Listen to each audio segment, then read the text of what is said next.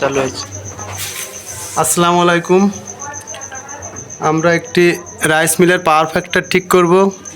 সমস্যাটা কি দেখব ইনশাল্লাহ।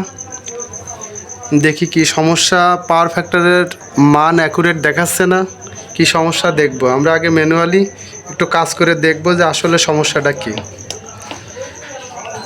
সেটা হচ্ছে আমরা ম্যানুয়ালি ধরায় দেখব ম্যাগনেটগুলো কি অবস্থায় আছে।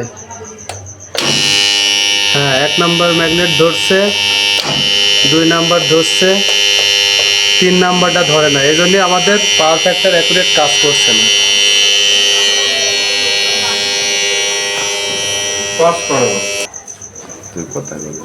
ম্যাগনেটটা, কন্ট্যাক্ট ম্যাগনেটটা নষ্ট।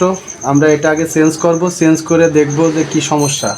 পাওয়ার ফ্যাক্টর পুরো আমরা কাজটা সম্পূর্ণ করে আবার নেক্সট ভিডিও দিব।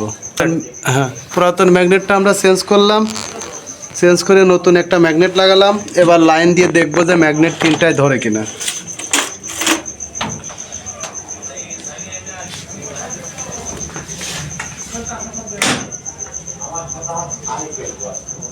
হ্যাঁ, পাওয়ার আসছে।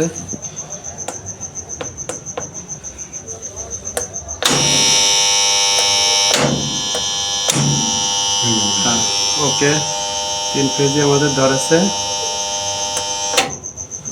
বন্ধ বন্ধ বন্ধ।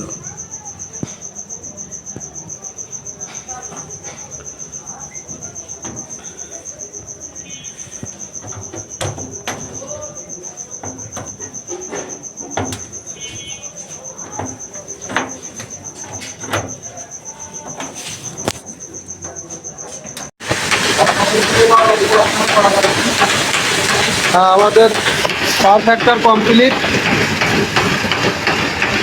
ম্যাগনেট ফিউজ কন্ট্যাক্ট ধরছে, মোটর চলছে, 9.5 করছে।